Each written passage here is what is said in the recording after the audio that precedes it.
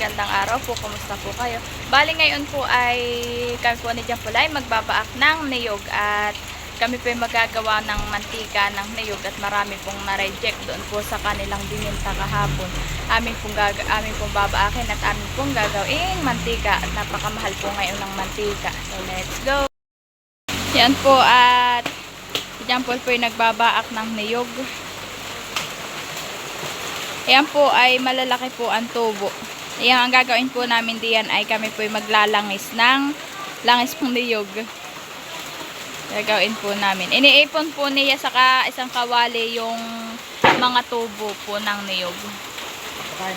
At pampakain daw po sa baboy. Ayan po lahat yung gagawin pong mantika ng niyog. At dito po ay napakamahal ng mantika. Kaya po mantika na lang po ng niyog ang aming gagawain.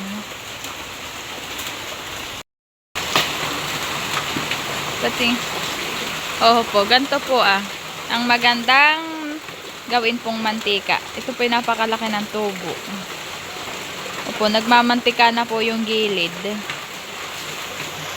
Pag po tinanggal itong tubo pong ito ay mas lalo pong madaming kuwan po ng mantika. Ayan po, natanggal na ni Jampol. Ito po, tinatanggal din po niya yan. Ayan po ay kuwan din po ng, ayan po yung mantika na. Tapos po huhugasan ito.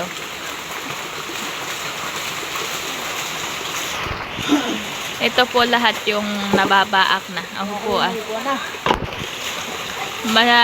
kakaunti na po ang makukuha dito. Dito naman po ay okay pa po ito. Marami din po ang magagawa diyang mantika. Puro ganito po ang mga nakuha po nilang niyog. May mga tubo po. Ay ito po yung gagawin mantika. Yun naman pong iba ay maliliit pa po ang tubo. Ito po ay reject laang doon sa kanila pong niniyog. Nakakuha din po sila ng 34 buo. Ay iyon po ang naibenta ni Jampol kahapon. Yan po ay reject laang. Yan po't nagkakayod na po si Jampol na yung niyog.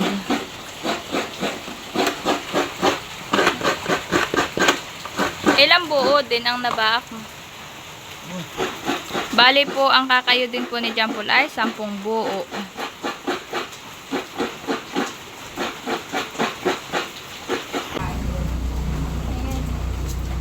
Ayan po, at ako po ang pumalit naman kay Jampol pagkakayod po. Ayan po ay magbabaak ulit. Ano na ipon? Pwede naman po sa likod ko si Oren, no? Ipon na. Tayo muna, tayo. Ayan.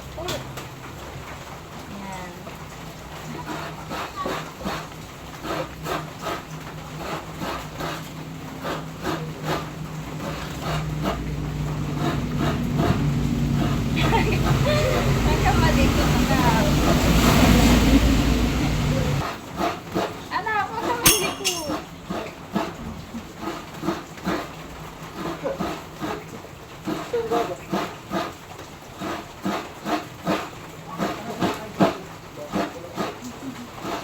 Oren!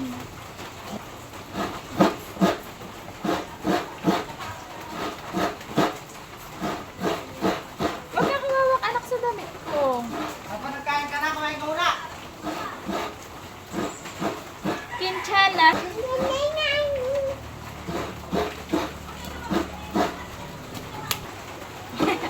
Anak. Ha? Mas mahirap pala itong ayudin. Hani? Pwede doon sa panggata. Pakiwari ko. Ikaw na.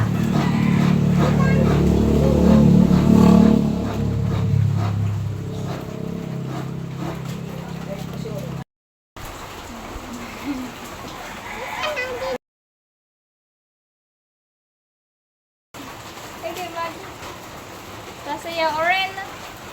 Wow. Para, way. Nagalis na po si Baby Oren dun sa aking likod. At nakasakay din. Napunta na po siya dun sa loob. ako po ay isang buo pala akong nakakayod.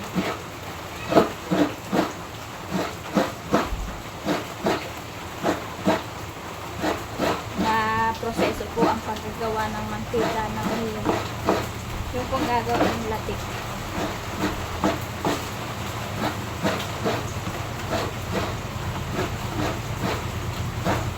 Arimuhan na din po para po hindi kami nakabili ng mantika. Napakamahal nga po.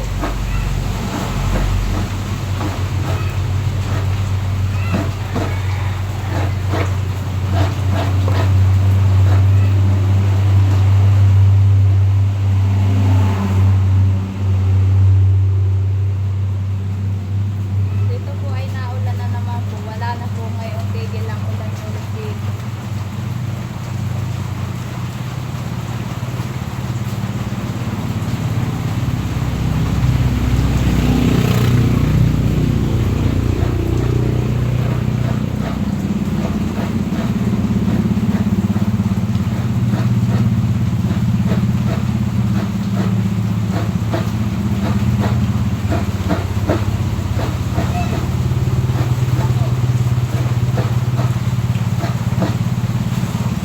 A few moments later. Habang po nagkakayod si Jampol at ako po'y pinaltan pagkakayod ay o si Baby rin po. Ay, nagkaano ikaw?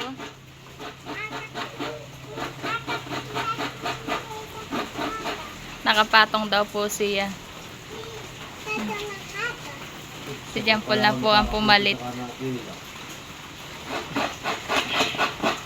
Nagkaano ka?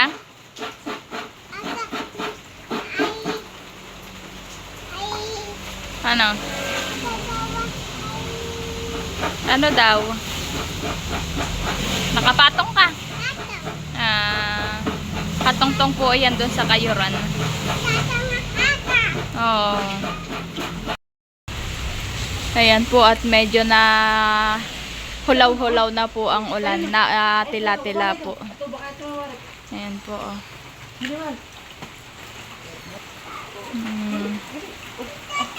At talaga naman pong sobra pong ulan dito. Kaya po maligmik ang aming harapan. One eternity later. Natapos na po ni Jampol kayudin yung mga niyog. Ito pong pinagkayudan pong bao po ng niyog. Ito naman po ay pwedeng panggatong. Ito po. At yan po'y malingas pag po iginatong. At natapos na ni Jampol pigain yung gata. Yan na po. Ganyan lang po siya kadami. Nilagay po niya sa malaking planggana. Yung po palang iba ay sinalang na.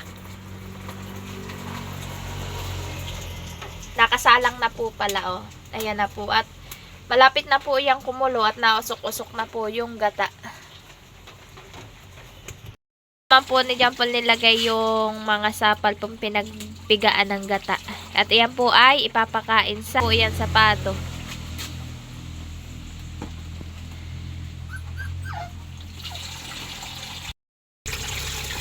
Ayan po at nidadagdagan na po ni Jampol yung nasa kawali. Ganyan po kadami yun 10 buo. Ayan po yung aming gagawing mantika ng niyog. Ayan po, nausok-usok na. Ayan po, iaantayin pa po namin kumulo.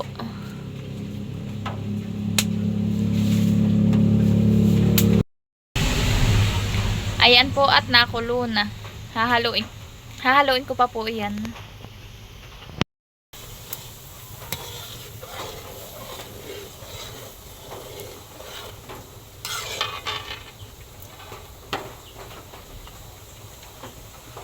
Ayan po at nabubuo-buo na. Ito po.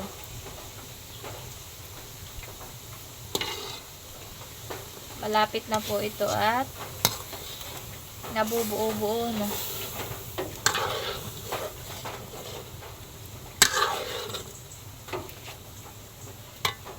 Kailangan lang po dito ay hahalo-haloin.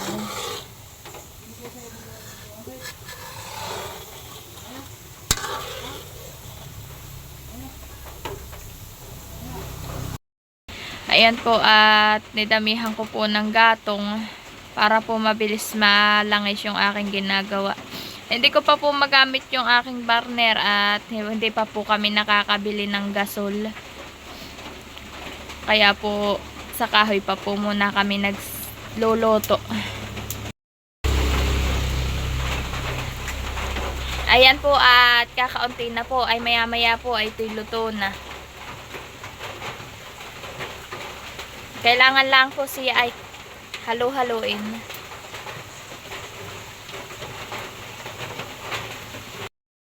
Ako po iluha-luhaan ko po ng usok. At dinamihan ko po ng gatong para po mabilis malangis yung aking ginagawa. Hahaluin ko po muna. Ayan na po, at malapit na po siyang magmantika.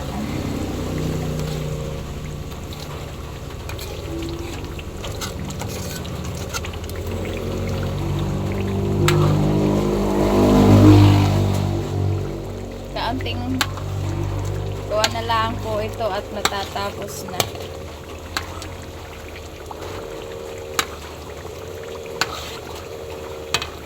Tama po. Yan po, hinahalo ko po, kakaunti na po. Pag po ito po ay nagkulay brown na. Ayan po ay na mantika na po. Hinahalo-halo ko lang po at nasusunog yung ilalim, natutuok.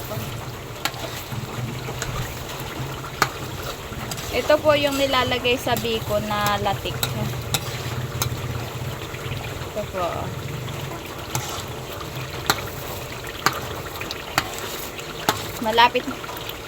Malapit na po siya maging mantika.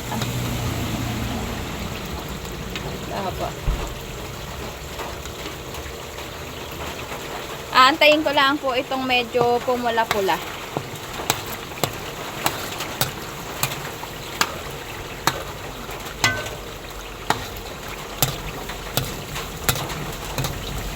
Alalay lang po dapat yung apoy pag po ganito na. Para po hindi masunog yung ilalim. Hindi po matuok.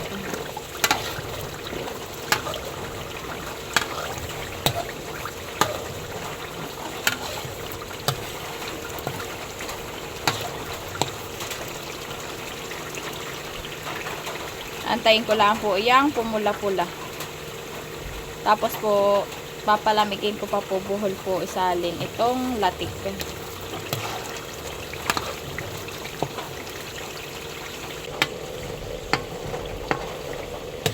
Yan po, hinahalo-halo ko po siya.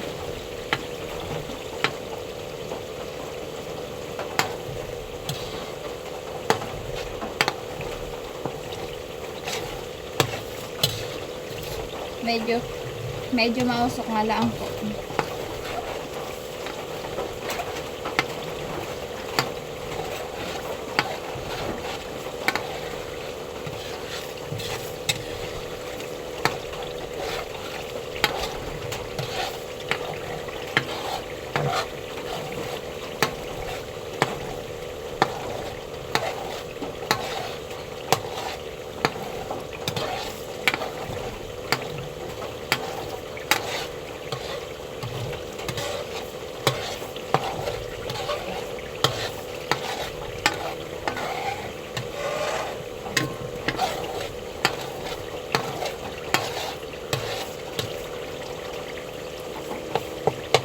Dami nga lang po itong proseso ang paggagawa.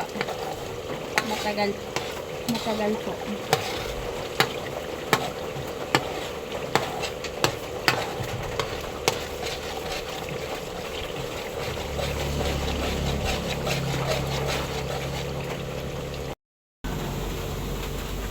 Ito po, at medyo nagpupula-pula na po siya. Ano po. Ito po, medyo nagpupula-pula na po yung latik.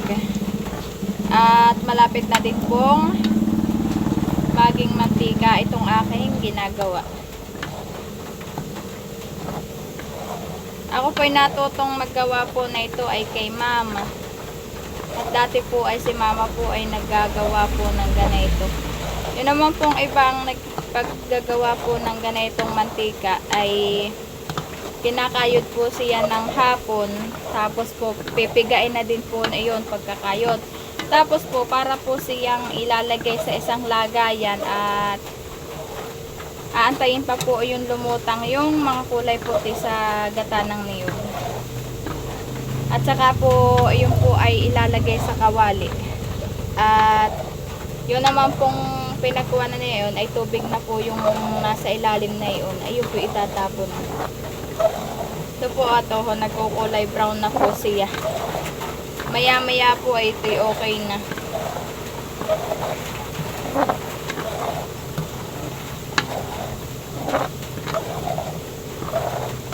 Kailangan lang po dito ay masipag maghalo.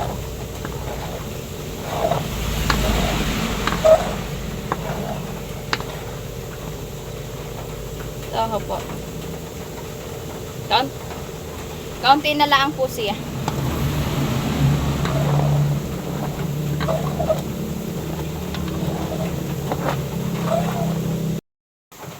Ayan po at napupula na po siya. Ito po iaahonin ko na at baka naman po matuok itong latik.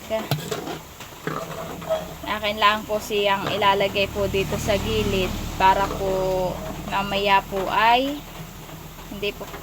hindi po siya malangis. Ito po.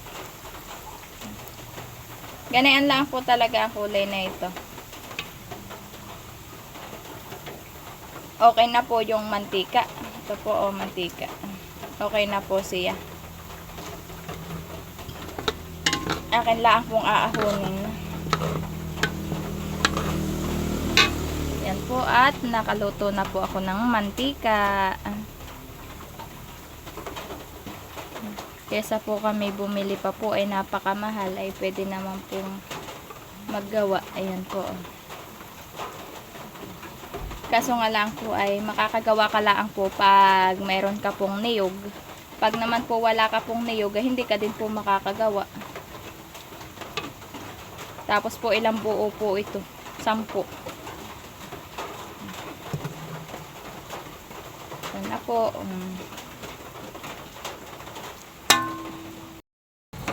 Yan po, tinahon ko na. Akin lang po itong inilalagay dito sa gilid.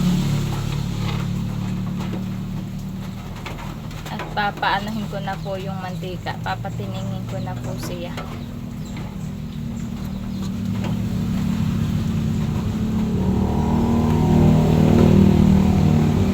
Buti na lang po si Baby Orin po ay tulog.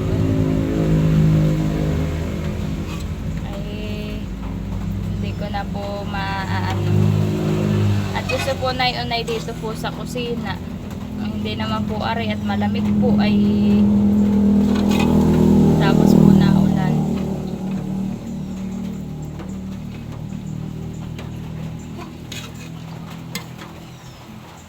Ayan na po, okay na. Tapos yun naman pong latik pong bayo na nilagay ko na po doon.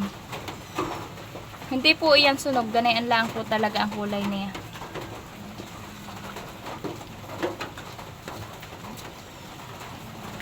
Yan po, at mamaya ko naman po ito isasalin pag po malamig na. Ayan po, naisalin ko na yung niluto ko po kaninang niyog po na kinayod. Ito na po siya. Ganito po talaga yung kulay ng pagkakalangis po sa may latik po. Ito po. Ganito po talaga ito. Sobrang bango po na ito. Sinaling ko na po, nakaisang pilsin po ako doon sa 10 buong niyog. May panggisa na po kami, hindi na bibilhin. At unang-una po ay gusto din po namin magpasalamat sa inyo sa walang sawa po ninyong pagsuporta sa aming mga vlog. Maraming salamat po. Ingat po kayo and God bless po.